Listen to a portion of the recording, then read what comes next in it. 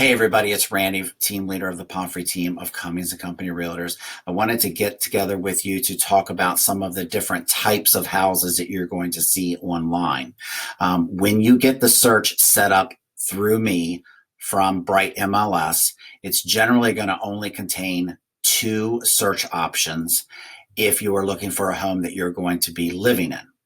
These are standard and bank owned. Let me start with standard.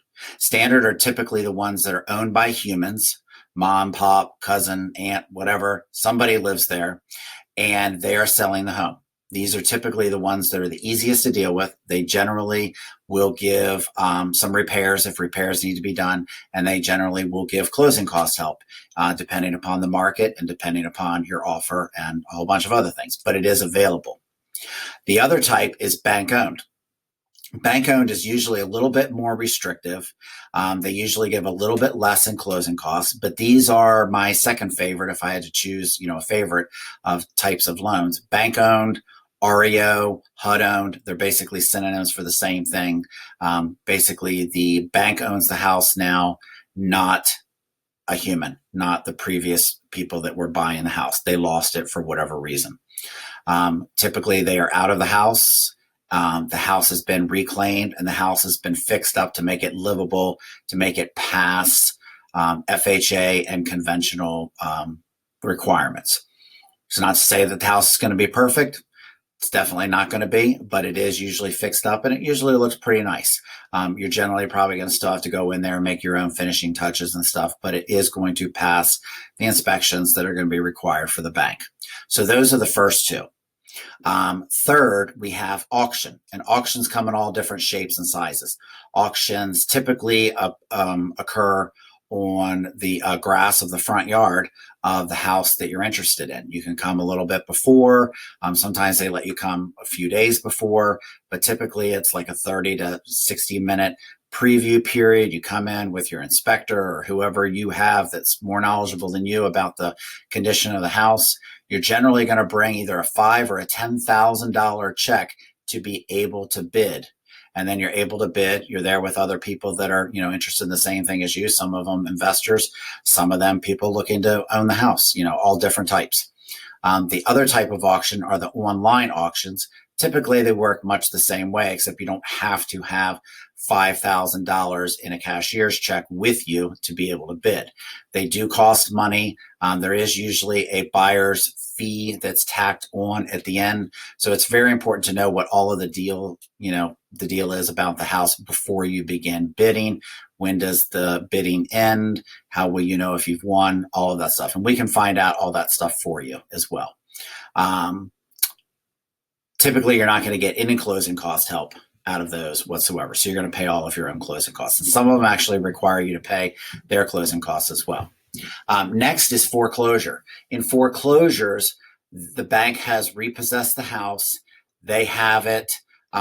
Typically, there's no one living there currently. Every once in a while, it could be still your responsibility to get rid of them. Foreclosures are usually the houses that are in the worst shape because the person living there is typically very upset at the bank and they take it out on the house. That's not always the case, but it generally is the case. Also, the longer the house is sat empty, typically, anywhere from 6 months to 2 years, neighborhood friends and family might be moving in, moving out, tearing the place up. You never know what's going on in there when a house sits vacant at the end of a street somewhere for years and years.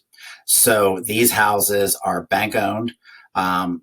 They have been just recently foreclosed on, like they're in the process of foreclosure right now, and they're usually in the worst shape. You're not going to get a lot of closing cost help out of them, and there's not a lot of wheeling and dealing to go on. They usually price them to go.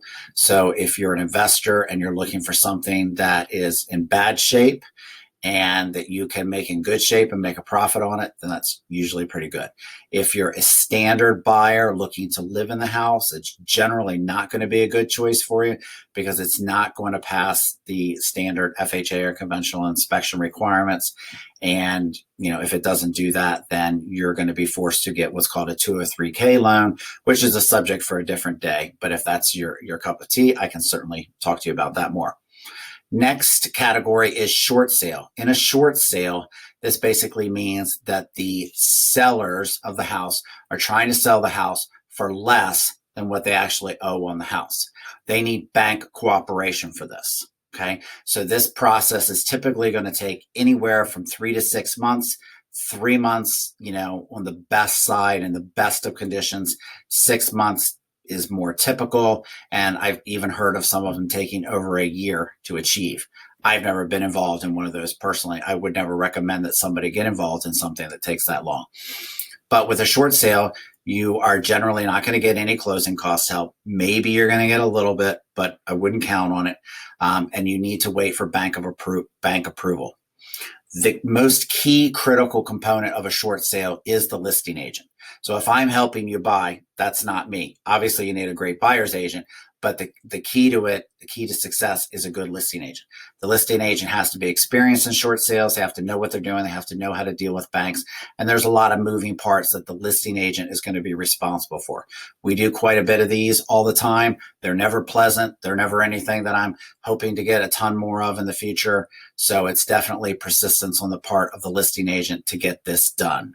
So there's a lot of long periods of time, sometimes weeks at a time, where we as the buyers don't hear anything. It can be a very frustrating experience. The last one is the number one topic that I get so many questions about, and that is pre-foreclosure. These are the ones that you typically see on ZRT, Zillow, Realtor.com, and Trulia. Especially Zillow has quite a few of these. Keep in mind, when you don't pay your mortgage, after a month, they're going to file foreclosure on you. It doesn't mean that you've been foreclosed on. It means that they're preserving their right to foreclose on you in the future if you don't get caught up with your bills.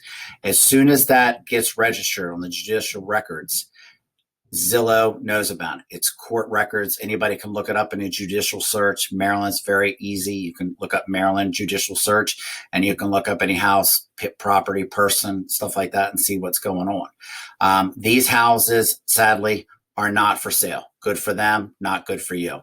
These houses are not for sale. Zillow is putting them on there as like a notice that they may be for sale in the future. But keep in mind, it could be anywhere from 6 months to 2 years before they go on the market. And they might not ever go on the market at all, because if the person gets caught up or they make a payment arrangement or something like that, then it would never come to the market at all. So those are basically the 6 main types that you're going to come across. There are other ones that you're going to come across as well, but they're, less than 5% total for all the rest of them combined. So if you're interested in one of those, I can go over those more specifically with you. But just wanted everyone to know what the different types are, so that when you're seeing these, either in our listings or when you're seeing these on Zillow or something like that, you'll know what you're seeing. As always, if you want to verify if a listing is true, if it's really available, or if it's just some of the big ZRT trying to get more ratings and more listings, go on our personal site, marylandhomes.pro, or also thepomfreyteam.com. Both of those sites point to the same place, and you can search the listing. Just type in the address, and that will be up to the minute information about whether that house is really available at all. Hope this helps you with your search. We're looking forward to partnering with you and helping you every step of the way. Have a great day, and God bless.